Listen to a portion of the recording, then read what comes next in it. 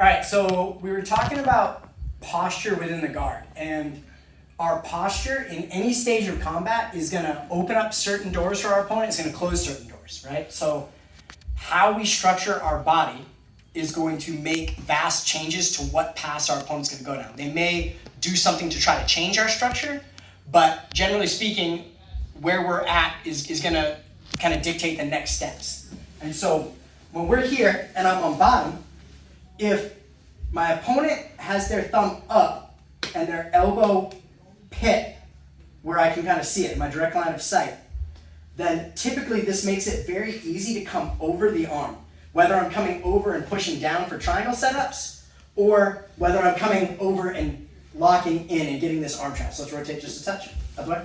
Yeah, great. So now, because I've come over, I've locked in this elbow across the center line, and now we're very close to armbar city, right?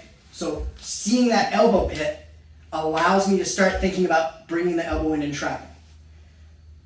On the opposite side of the spectrum, if the thumb turns in towards my sternum, that brings the elbow out, so the elbow pit's kind of looking away from me. Now this space means I can either come in front and start thinking about triangle setups this way, or I can come out and set up omoplatas, right? So however they organize their thumb is going to dictate. So for me, in a general context, I consider the triangle armbar combination much more powerful than the triangle omoplata combination. So when my thumb is facing out and I'm kind of low and my shoulders are dropped down, I've made all this very easy to start the armbar trap process. So he traps the armbar, and now I've got to fight this position. And then as I pull, this triangle comes in, and then back to the armbar on the other side.